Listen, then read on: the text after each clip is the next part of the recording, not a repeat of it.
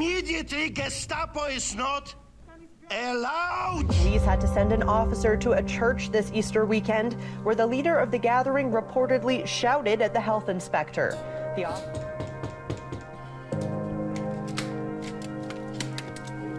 Yes, what about it?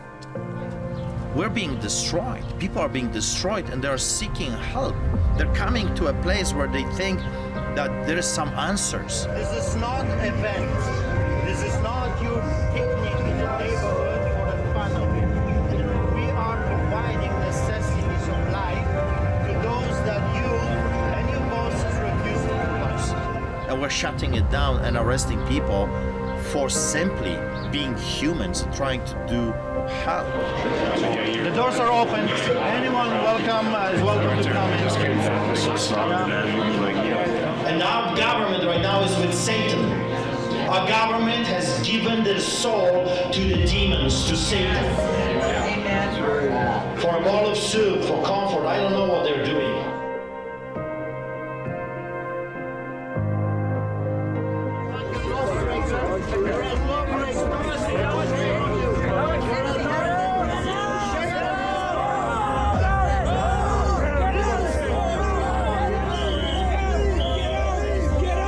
I have a choice. I can say, okay, take them, or I can resist. I've chosen to resist. Just received confirmation that after leaving worship today, Pastor Artur Pawlowski was pulled over on his way home and arrested. A pastor in Alberta for the second time has been arrested simply for preaching. Don't taser me, kill me.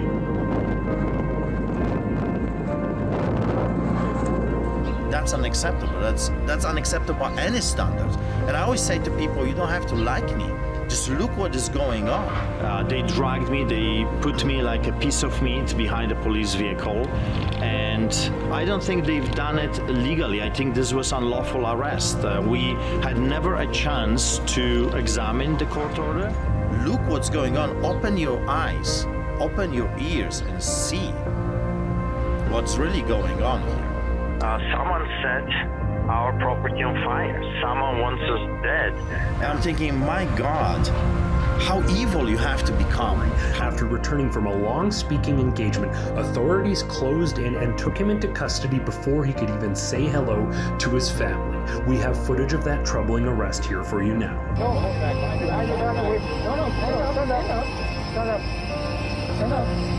How wicked in your heart that you would send someone to rot in jail for the rest of my life on this side of eternity for feeding the poor and for opening a church. That's not just a job, that's a lifestyle. As a pastor, as a shepherd, I have to be with my people. I have to be with the people that are coming, the people that are trusting me, the people that have been depressed, suicidal, and now their hope is being restored and they need a leader. They need their shepherds to be with them. That's where I belong. Every pastor belongs with his people.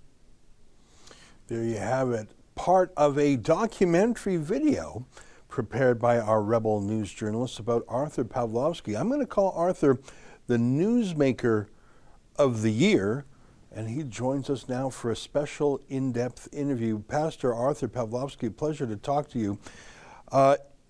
It has been not just a year, but I'd say a year and a half of such terrible and horrible, but also wonderful times in terms of human spirit resisting. I never thought I would live through such an age. How about you? You're Polish. Maybe you did think you would live through such an age.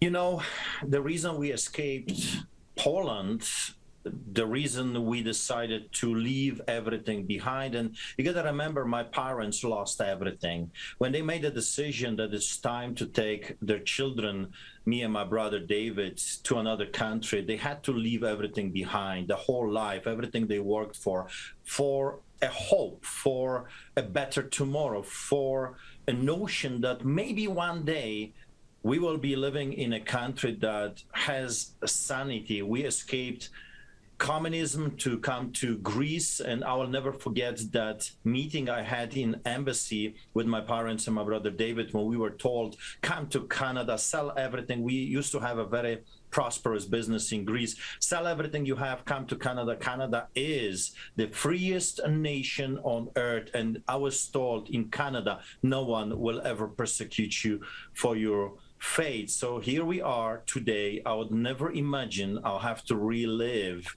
history. And that's exactly what we're witnessing. We are repeating, or they are repeating history in front of our very own eyes.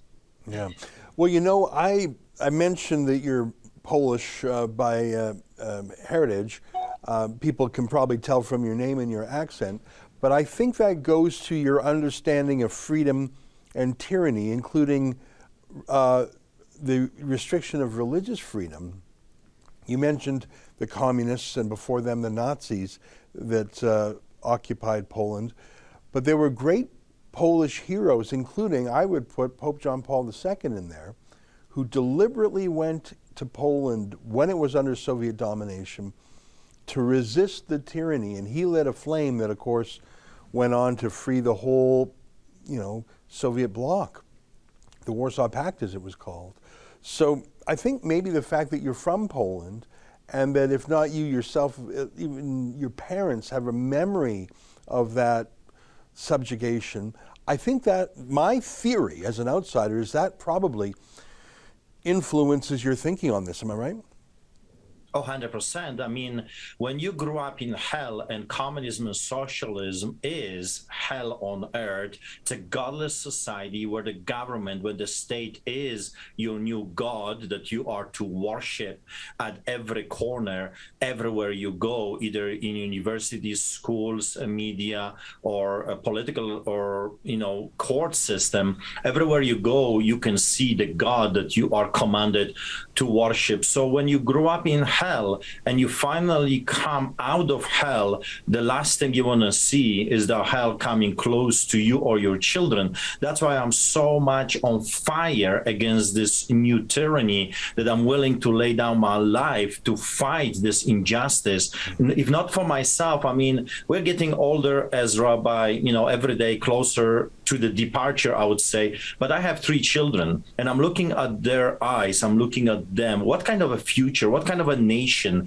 am I willing to leave behind? What is going to be Artur Pawlowski's legacy, or Ezra Levant's of today legacy? What kind of a nation we're going to give it to the next generation? Tyranny, communist, socialism, fascism hybrid, or freedom? Freedom for the people to be able to choose, to be humans, to have that ability, because you see, we're not dogs, we're not whitetails in the bushes, we're humans, and we should be left with that choice to pick, to choose our future ourselves, not the government or unelected officials like we're seeing right now.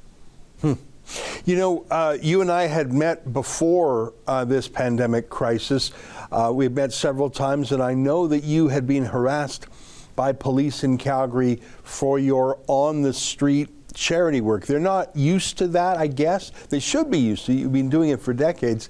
Let me say it again. They don't like that. They don't like the fact that you're on the streets of Calgary giving food, and I think maybe the real reason they don't like you is the Christian aspect. So I was aware of you, and we had met and spoken a few times, and back at Sun News Network also.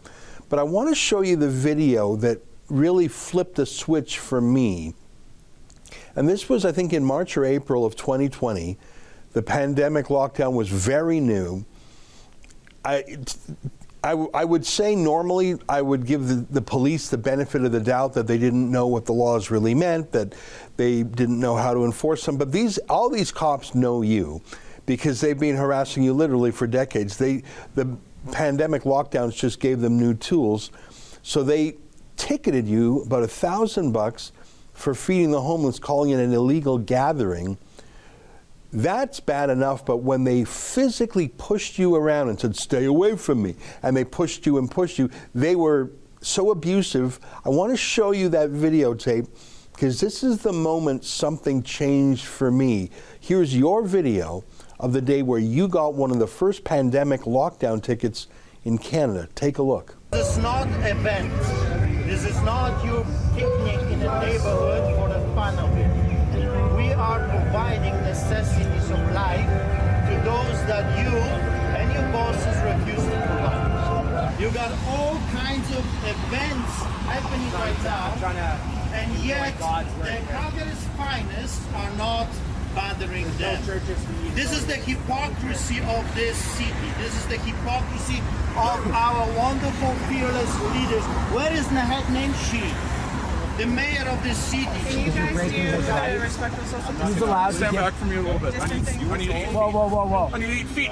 Stand back. Okay? Or what? Stand You're back. gonna threaten me and abuse me? Hey, guys, Do not do 6 that. feet. Tell him not 6 to feet touch away. me. 6 feet away for Back up everybody. now. That's for everybody. Pastor Artur, I saw that and I had this one moment where I thought it's not enough for us to tell the story journalistically. We can't just be passive or voyeuristic. We have to fix this. It's not enough just to say, hey guys, look what happened.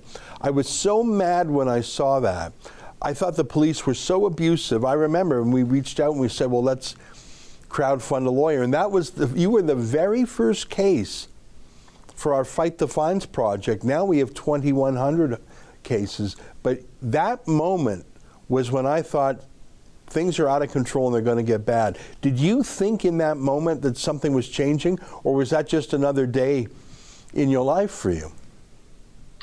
No, for sure. I had that sense that we have entered a new era, and that scared me, telling you the truth. You know, people look at Artur Pawlowski and they see me roaring left and right and attending rallies and giving speeches. But, you know, I am no different than you and them. I'm just one guy, a human being, a husband, a father of 3 children. I want to live my life in peace. I'm not looking for this craziness. I'm not looking for a fight. Actually, believe it or not, I am a man of peace. I love to feed the poor, to save as many lives as possible, go home and watch a movie with my wife, eat dinner together. I you know, believe it or not, I spend most of my time in the office or at home. We're not going out. We are a very house-oriented people, family-oriented people.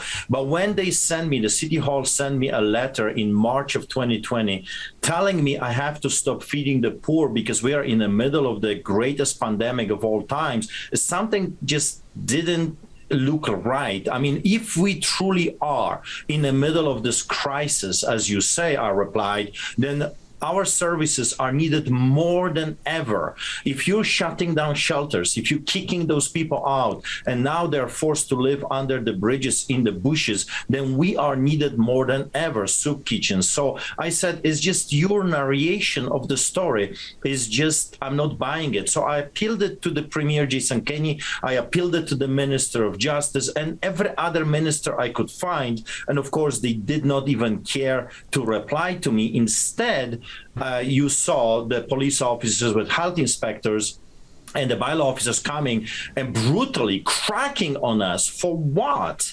There was more of the police than of the homeless people. It was a very extremely cold day. People were coming, grabbing the soup, a sandwich, and off they go. There was no crowds. There was not big lineups that day. And that showed me, okay, behold, they have just found a new way to implement tyranny. That's how they're going to do it. They have brought an invisible enemy. Because if the Chinese would attack us, if the Russians would attack us, you know who you're fighting with. But how do you fight an invisible enemy that they say exists, but you cannot really prove it? And if you have the proof, they will not allow you to bring that proof because the mainstream media propaganda machinery is completely shut off to anyone that dares to preach or speak the truth. And I knew we have entered a very dangerous era, a repetition of history. That's how they're going to try to implement slavery globally. And that scared me. And I decided, that said, if I'm not going to rise up and fight all the way through, we're done. I noticed from the very beginning, I mean, in the first few weeks, no one really knew what was going on, but they said 2 weeks to flatten the curve, and 2 weeks went by and nothing was overwhelmed. I remember in the United States, Donald Trump sailed 2 giant Navy hospital ships, one to Los Angeles, one to New York.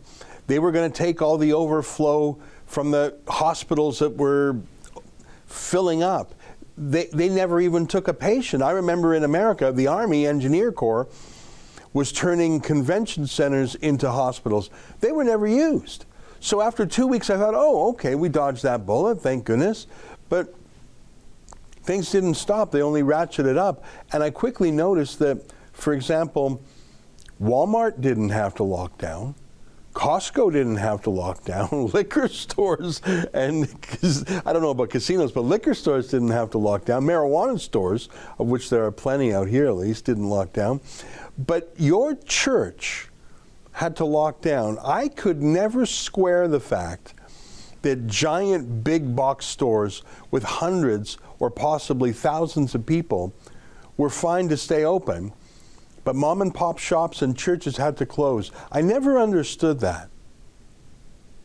And you know, the same here. I remember I took my son, he needed a new bed, and so we went to, in the middle of the craziness where all the lockdowns were down, to IKEA. And I remember, I'll never forget that I actually did a video, and at the entrance of IKEA, it said only 480 people allowed. And I'm thinking, my God, I can bring here my entire church and half of the neighborhood, and we are perfectly safe and okay. And the health inspectors are okay with that, but I cannot have my brother for dinner, because if I dare to do that, the police will come and arrest us and give us, like I was told many times, we're going to give you $1 million ticket and you will be arrested. So I started to speak loudly about this hypocrisy, because of course, if this pandemic was real, shut us down for 2 weeks, and you know what, Ezra, I would be okay with that. If we are in the middle of the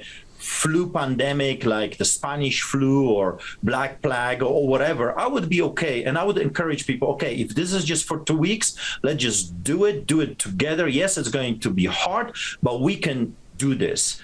But very quickly, we have found out that there is one love for me and one love for thee. Mm-hmm. That we can do whatever we want because we're big stores and we are billionaires and trillionaires, but you're nobody. What we're witnessing right now is the greatest distraction, if you will, of small and medium-sized businesses. What they're doing, they're eliminating opposition. In order to take over a country, you have to eliminate opposition. And I watched that, of course, unfolding in history after the Soviets took over Poland in 1945, elimination of intelligentsia, elimination of businesses. Everything had to be controlled by the state. State was the god and he was the provider. He was the one that would tell you what's really going on. Of course, the pravda that we have been fed, pravda in Russian means the truth. That was the mainstream propaganda newspaper. You were only allowed to read that one, and everything from outside was prohibited by law. So I knew what we are witnessing is government trying to subdue the nation, and the only way they can do that is by eliminating opposition. So destroying the middle class, if you will, those that can fight them, hire lawyers and take them to court, to create a society of extremely powerful and rich, just like during the Soviet era. Remember, 50,000 communists were ruling over 36 million Poles during my childhood, and then extremely poor that have nothing to say. They cannot fight. They are barely working 2 jobs just to provide bread. And we are witnessing this continuation of what the government has planned to this day. Yeah. You mentioned that IKEA allowed 480 people. You probably could have taken your whole church in there. Police never, that I know of, police have never shut down a Walmart, IKEA, Costco in Canada, not one of them. I don't even know if they even count the number of people in there. But they kept coming back to your church again and again, and we showed a clip of that. We'll show it one more time. This was a moment that the entire world took notice of. I think it was the combination of you staring down uniformed officers, including a cop with a gun. I think it was that it was so obviously they were coming into a church and you were telling them to get out just through the power of your words. I think it was the fact that you compared them to Poland's historical enemies, the Gestapo and the Nazis, and there was something about the moment. This video went super viral across Canada, but around the world. Just a reminder, take a look at this. Out! Out of this property immediately until you come back with a warrant. Out! Out! Out! Out! Out! Out of this property! Immediately out! Immediately go out and don't come back. I don't want to talk to you. Not a word. Out of this property, immediately out. I don't care what you have to say. Out! Out! Out of this property, you Nazis! Out! Out! Gestapo is not allowed here. Immediately, Gestapo is not allowed. Out! Do you understand English? Get out of this property. Go. So go. Go. And don't come back without a warrant. Out, Nazi. Out.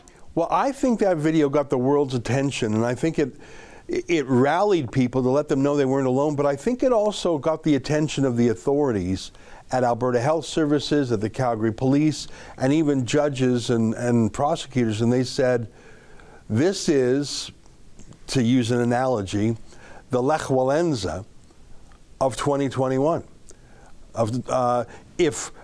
If they could have taken it, Lech Walesa being the leader of the Polish Solidarity movement, the trade union in Gdansk, that actually was a real union, not a controlled union by the communists, that started the ball rolling. And they said, if we can take out this guy at the top, if we can take out this noisy pastor, then we can take out anyone and we'll demoralize people. I think that video was a call to arms for your allies, but it was also when the government said, we're going to take this guy out no matter the cost. That's what I think. What do you think? 100%. I mean, if you would tell me, Ezra, that this video is going to be watched over a billion times, and it was the #1 played video during the Passover, you know, there are a number of combinations that happened during that day. It was our holiest time of the year for us Christians and for the Jewish people. It was Passover. That's where our Lord Jesus Christ got crucified and rose from the dead. And we prepare for a month with fasting and prayers, and we had a Lord's Supper during that time. So that was a holy time of the year. And they dared to walk into our church like it was some kind of a restaurant, even though I've told them many times, do not trespass. You're not welcome here. You're not allowed to come. If you want to inspect the facility, call me. I will arrange that for you. But do not dare doing this in the middle of our service or before the service. Well, they didn't care, because that's what those people do. They're lawless. They don't care about the law of the country, the Criminal Code of Canada, Section 176, 1, 2, and 3, that prohibits them and anyone else from interfering, a church service or any service. And it prohibits them from interfering with the clergyman while he is on his way, during or coming from his, officiating his duties as a clergyman. They didn't care about that. They didn't care about the Charter of Rights and Freedoms, and they just walked in, and I did what I believe every pastor, every rabbi, every priest, every restaurant owner, every father, every son, every brother should do: kick the wolves out of the facility, those hyenas. So that's what I did. It just came out of me. And I have a habit right now. When I talk to the authorities, I record the conversation, or I have someone with me that would record it, because as you know, they have been lying about me so many times, left and right. So I have a habit of recording it. So in my left, I had the telephone recording it, and then I told them to get out. It took me over 30 times to tell them to get out. Finally, they go, only to find a crooked judge, David Gates, that, of course, ex parte, he gave them even more power, a carte blanche, if you will, to come to our church anytime they want, any day of the week, with whomever they want to come. So they've decided to use corrupted judges in the province of Alberta to destroy me. And I believe you're absolutely right. The people, for them, for the millions of people around the world, this video gave them a glimpse of hope. But for the enemy, it gave them fear, because if this nobody, this pastor, this clergyman, this man without money and without political power can do that with his voice, and if people will catch that power, that wait a second, there's more of us than of them, that we have the power, we have the real power. If this goes viral, if this goes like a wildfire, it's over for the tyrants, and it scared them. So they came back. You know, I want to explain something that you said there, just for our viewers who are not as intimately familiar with the facts. When you first got pushed around in that snowy day in Calgary, feeding the homeless, we crowdfunded the lawyer. That was the very first Fight the Fines case we ever did. And the lawyer's name is Sarah Miller. She's a young lawyer in Calgary. And frankly, I don't think she knew what she was getting into. Neither did any of us. And she fought that ticket for you, and she continued to fight tickets for you again and again. And we sort of joked that, you know, you were our number one customer for tickets, but it was a pleasure. And Sarah got to know you, and you got to know her. But here's the important point. The police and the prosecutors knew you had a lawyer who was attentive to these facts. And she's been your lawyer, courtesy of the Fight the Fines program and the Democracy Fund. She's been your lawyer for more than a year and a half now. And everyone in authority knew it. They knew you had a lawyer.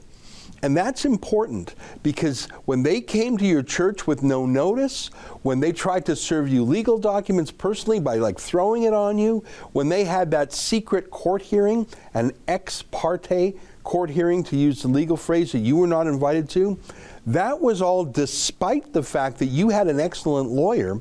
They were trying to treat you like they treated you before, a pastor they could push around because you didn't have a lawyer. And when you got a great lawyer, they hid from the lawyer. They sneaked to court without letting your lawyer know. They didn't deal, like when you say they came to your church in the middle of a service, that's atrocious. But they shouldn't be coming at all. They should be writing to your lawyer. And I may be sounding legalistic on this point, but it shows the bad faith of the government, that they don't respect the law themselves, that they're not complying with their own rules. And I think that shows the meanness here. There's nothing about public health here. It's all about vengeance and their feud with you. And I think it's fair to say there's an anti-Christian bias, because I haven't seen this towards religiously neutral Walmart, Costco, IKEA. I haven't seen other I just haven't seen it. I think they hated you because of the reasons you just outlined, and I think their behavior was atrocious. I just wanted to explain that for our viewers, what it meant that there was a secret hearing that you weren't invited to. It's hard to believe, but it's true. Pastor Artur, I want to show you a video. This is the worst video of all.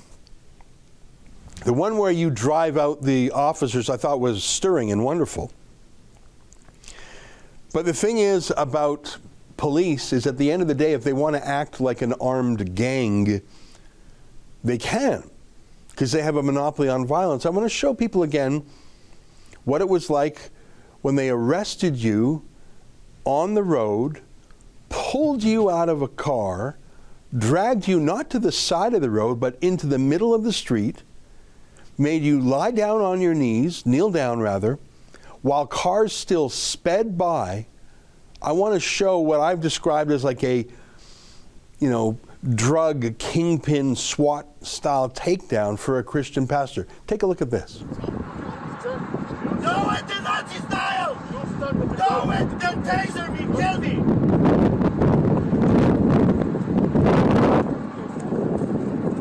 Do it the Nazi style! There's so many things about that video that are atrocious. The fact that they seek to humiliate you in public, the fact that they endangered you by pulling you into the middle of the road, the fact that they wanted to bring out the whole SWAT team, and most importantly, like I said, they know you, where you live, where your church is, they know your lawyer. They could have said, hey, call Arthur and we want to charge him, arrest him. Like, they could phone your lawyer in a second, but they wanted to have that shock and awe moment to humiliate you and as a warning to others. That's my theory. What do you think? 100%. We used to call them, when I was growing up in Poland, show trials. And this was a show arrest. What I mean by this is that if the government wanted to crack on someone and make an example of that someone, they would create a scenario of a high, profile arrest, just like this one in the middle of the highway, and then afterwards a show trial to send a message to the rest of the society. Hey, if we can do this to him, we can do it to anyone. It doesn't matter. The merits of the case mean nothing. The law, the Constitution means nothing. The judges are corrupted. This is a political trial, and that's exactly what happened to me and my brother David. What's shocking about this is even more, not that they treated me like a piece of garbage and I had to travel for over an hour upside down with my head on the floor and my feet on the roof, and I had the bruises and a scar on my wrist for over a month, and they didn't allow me to sleep and my brother for 3 days and 2 nights, and they didn't allow me to contact our lawyers for 2 days. They took you to prison. They took you to a maximum security facility, didn't they? Yes, they did, and they stripped naked us, and they put chains on our legs. I was shoved on the wall. I was threatened. My personal belongings were taken and in front of me thrown into a garbage bin just to show, hey, we can do whatever we want with you. The law and justice has nothing to do with this case. We are using you as an example, and we will finish you off. But all of this was bad. But you know what is the most shocking thing for me? That I have been charged with my brother David for inciting people to come to church, officiating a church service, and participating in illegal gathering based on the Rook's court order that has never been given to me. I never had an opportunity to read that order, to examine that order. I never had an opportunity to call my lawyers and say, hey, what do you think? Should I obey? Is this legit? Is this real? No. They opened the door of the church while I was already at the pulpit preaching. They dropped something on the ground and they left. And they left, and the people went home. I started driving home, and then we were stopped in the middle of the highway. We never had an opportunity to read the court order that we have been charged with, and then ultimately we have been found guilty on a court order that was never given to us. It never had our names on it. It was done ex parte, without our knowledge, without the knowledge of our lawyers. It was never electronically or any other ways sent to us. I mean, that's lawlessness. And that's exactly what I observed growing up behind the Iron Curtain. You know how I call Canada right now? I call my beloved nation right now China, because we are, Ezra, truly living behind the Iron Curtain right now. And the Americans should be aware that their greatest ally, their neighbor, is already taken by the Chinese ideology. Yeah. You know, over the course of time, I was just trying to remember, I think 7 different rebel journalists have followed your story. The very first one was by a former reporter we had named Kian Bexty. We call him K1. We have another reporter, Kian Simone. We call him K2. Adam Soch, Sheila Gunn-Reid, Mocha Bazirgan, Sydney Fazard. I myself have covered the story. That's 7. There may be more that I'm forgetting. There's other people behind the scenes. So we really feel like this is an important story, but we are a small media outlet in the scheme of things. We're not a startup anymore, but we're pretty small. We're independent compared to the Calgary Herald, the Calgary Sun, the CBC, CTV, Global News, etc., all the radio stations. And I have not seen, here's my question to you about the media. I mean, I'm sympathetic to you, and we've been friendly for a number of years. But put aside the personal connection. Just news is news, whether someone agrees with you. and the conduct of the government, surely a SWAT team style takedown in the middle of the road is shocking. I have not seen any other media that are sympathetic to you, or more importantly, critical of the government. Have you? Have I missed it? Have the media, who are supposed to be a watchdog on the government, are there any other media or civil liberties activists blowing the whistle here? You see, they're not only not sympathetic, contrary, they are very biased against what we're standing for. I remember the mainstream media, propaganda machinery, that's how I call them, the Goebbels media of today, they would call us terrorists. I'm not kidding. I am a white supremacist, racist, and you know, and your reporters have been following us and have been on the streets and in the church. Half of our parishioners are colored people, Asians, natives, blacks, you name it. And then half of the people we are actually feeding for the past 22 years are natives. So colored people, we have all kinds I don't care where you came from. In my faith, God has created you and he has created me in his image, and I am commanded to love everyone regardless of the color of their skin or background or even sexual ideology or whatever. I will preach the truth, but I love and feed everyone. I have never turned anyone away based on their preferences or color of their skin. But I am very well known by the mainstream media. That's how they portrayed me, as a racist, xenophobe. Can you imagine? They call me a xenophobe and I'm an immigrant. Xenophobe is in a Greek word xenophobe, which means outsider or immigrant, someone that came from outside. And I am a white supremacist. Why? Excuse me. And I terrorize my neighborhood. Why? Excuse me. Because I dared to open the church for a dying, desperate, suicidal people that have lost hope in educational system, in mainstream media and government. So the mainstream propaganda machinery is painting a picture here. They want to vilify anyone, just like during the Nazi era, just like during the Soviet era. They're vilifying anyone that dares to oppose tyranny. So anyone that dares to stand up for himself, anyone that dares to fight for our rights and freedoms that Canada should stand for, and the politicians for sure should protect citizens and fight against tyranny. No, anyone that dares to speak or defy tyranny, it becomes the villain. So I am a lawbreaker according to them. I am a troublemaker. I am this big villain according to the mainstream media. And excuse me, why? Because I dare to feed thousands of people every single week, because I have halfway housing. I take those people off the streets, because I have given over $1 million worth of food last year to the 4 different native reserves when they were at the lockdowns that no one could go in and go out. That's why, because I opened a church in the middle of the greatest crisis in our lifetime. That's why, you see, those people, not only if they would just cover the story, because I used to think, and I know I'm naive, but I used to think that a reporter, his job is to report. They're not cooks. They're not supposed to cook the story, invent the story, spin the story. They are simply to report on what's really going on, giving both sides of the story. But do you know the mainstream media would almost never, in 2 years of this craziness, contact me and ask my side of the story?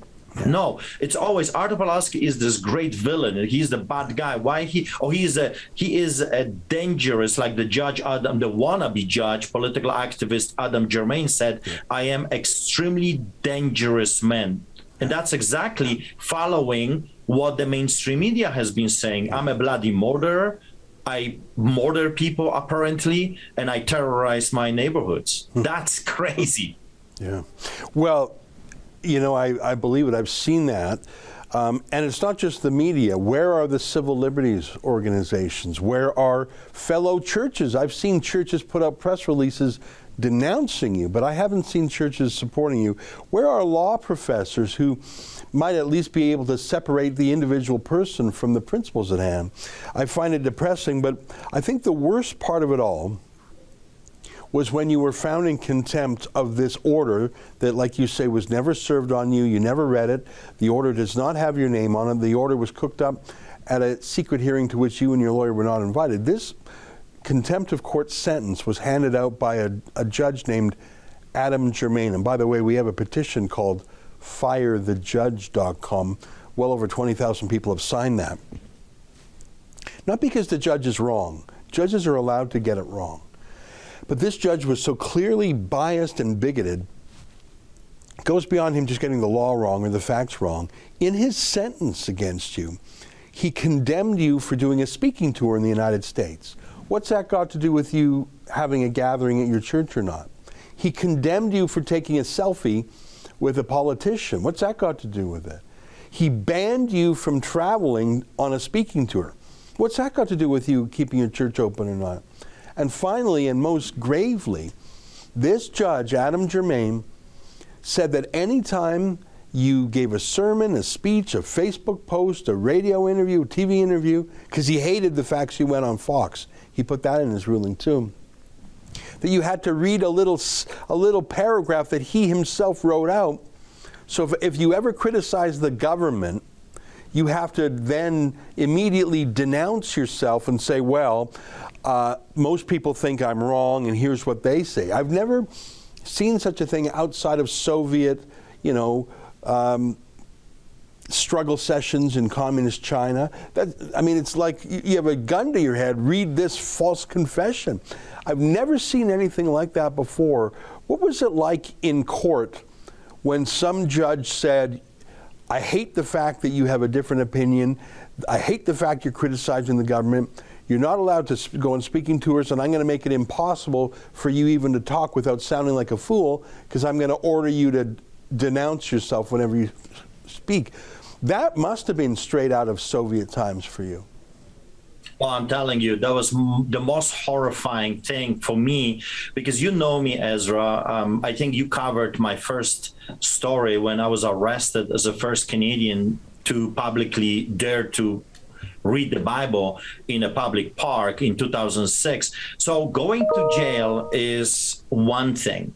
But this was the most terrifying thing that I heard this judge ordered me to do, which is you're not allowed to preach the truth anymore. You have to preach the lie. I am commanding you to preach the lie or else. And I remember when I heard that, I looked to Adam Sauce, one of your reporters, and I said, that's it. I'm done. It's finished. It's over. I'm going to prison, because I understood if I will ever obey order like this, as a clergyman, as a Christian, as a man, it's over for me.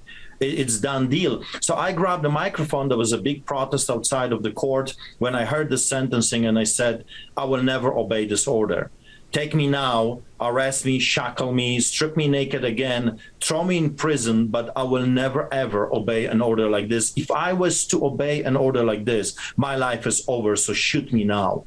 Because how can you live in a free and democratic society, in quote, that you're not allowed to travel, you're not allowed to express yourself, you're not allowed to publish anything, you cannot communicate your heart with your fellow citizens because of a crooked judge straight from the Soviet Russia or North Korea telling you, if you do that, I will make sure you're done for. When I was with my brother David, 3 days later, without sleep, 2 nights, and we were treated like garbage in that facility, I remember my brother came to me when we were locked in a cell after we were taken to the courts, and they brought us back, and they still refused to let us go. 7 hours it took finally for them to kick us out.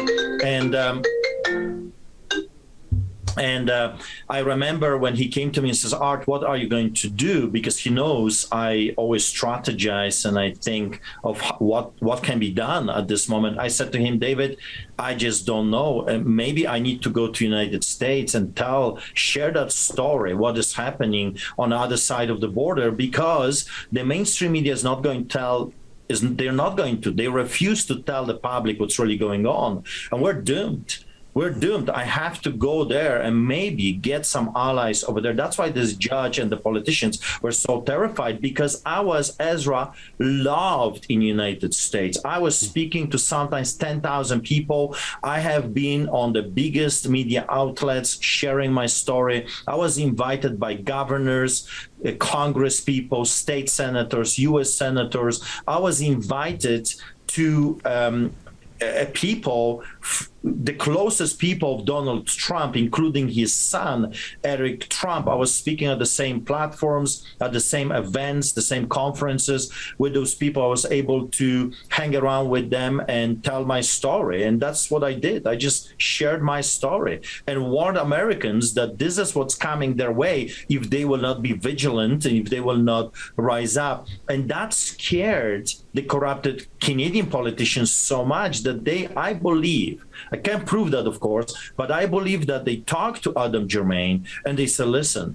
you have to do everything in your power to stop this man from going outside of Canada, telling his story. Here in Canada, we control the narrative. We control the media. Over there, he is unhinged in his ability to tell the truth to the world, to the whole world. And that's why I believe he said what he said. Another shocking thing with this order was that he and the government doesn't acknowledge that what we're doing is in fact community service. As you remember, I am ordered with my brother David to do 120 hours community service because this judge says what we're doing is not the real deal, that this is not the real church. We're not actually saving lives. We have to do it in the government-approved facility.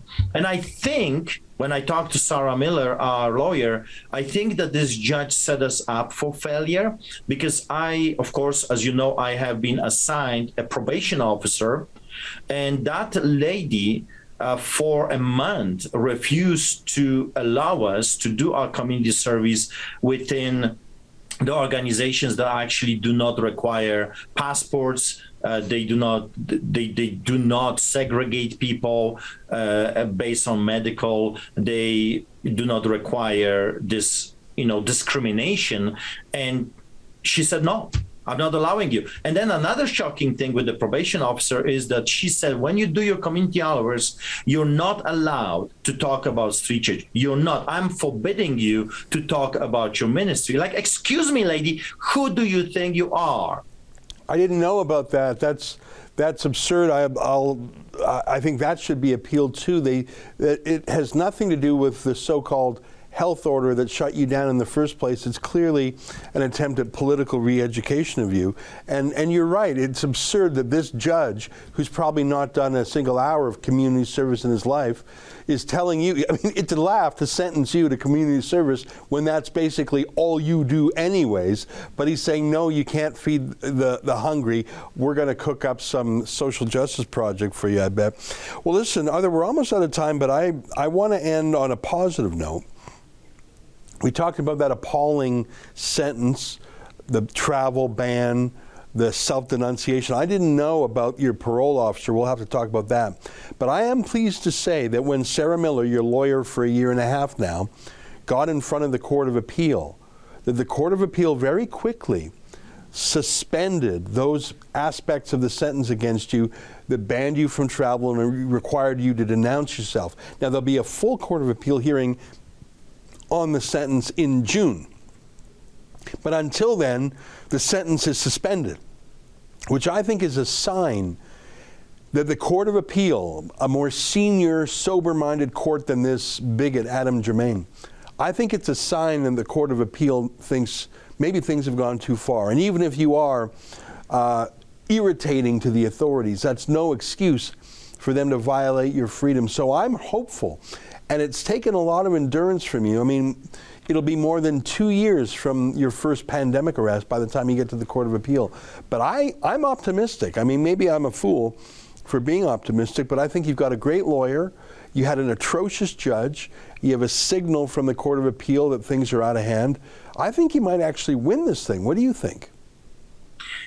I believe that we will. In the end, truth wins every single time. It's just we have to endure, we have to be dedicated, we have to be willing to suffer. And I think that's the problem with Canadians as a whole. We have never really here faced such a tyranny. So people are not used to suffering. Everything has been given to them since their childhood. It's such a contrast to where Polish people and others that emigrated to Canada, we had to endure hardship since we were born. So I do believe that there is a light in the tunnel. It's very fascinating to see how everything is unfolding. In the Bible, it says the truth will set you free. The truth will set the captives free. And you, I am very grateful to you, to the Rebel News Network, that you are actually covering the story and exposing the lie. Because the more people will see what's really going on, the freer in the end they will become. The truth will set them free. But so I believe that a combination of things are happening. People are rising up. They see what this whole thing is all about. You're covering the story, exposing the lie and bringing the truth. And then we have amazing lawyers, thanks to you and your viewers. So I want to thank you, Rebel News, and all of those thousands of people that have supported this fight, because I would not be able to do this without the exposure, without the legal team that is fantastic, amazing. They're really, really knowledgeable and good, fiery people that actually believe in freedom, a team of lawyers. We would not be able to do what we're doing right now. So a combination of things put together, I believe that we have a chance to win this. I believe we are going to win this, but we cannot give up. We have this saying in our ministry at Street Church: winners never quit, quitters never win. If you want to win, and I was a fighter, as you know, I used to teach people how to fight, black belt, and I was a boxer before, and we cannot throw a towel. We gotta stay in a ring. We gotta keep fighting, because if you quit, you're done. If you keep fighting, if you keep standing, remember the story of David. David had no political powers. He didn't have great lawyers, but he had something that God provided him, was a stone. He gave him a little stone. He used whatever God gave it to him. He used that, and in the end, he used the enemy's own weapons. So we have to use their own weapons to chop that tyrannical heads off and then chase the enemies away. This is, after all, Canada, an amazing, beautiful country, our country. Who those people think they are? This is our land, not just Justin Trudeau's land, not just the Keny's or Hinch's or Tom's land. This is our home. This is our inheritance. This is our land. This is Canada. Well, that's a wonderful and hopeful way to end an interesting conversation. For those who want to chip in to the Legal Defense Fund to pay Sarah Miller's legal fees, she's an excellent lawyer. I've gotten to know her well over the last year and a half, and there's other lawyers, at least 2 other lawyers are typically on the file. Please go to saveartur.com, and you'll actually get a charitable tax receipt from the Democracy Fund. None of those funds go to Rebel News or to Arthur himself. It just goes to the Democracy Fund's legal defense, which has fought, as you heard, fought like lions for the last year and a half. Arthur, great to talk with you. Thank you very much, and I wish you all good things for you and your family and your church in the new year. Thank you, Ezra, and Merry Christmas and Happy New Year. Thank you, you too, my friend. There you have it. Artur Pawlowski, the Newsmaker of the Year. Until next time, on behalf of all of us here at Rebel News Network, to you at home, good night, and keep fighting for freedom.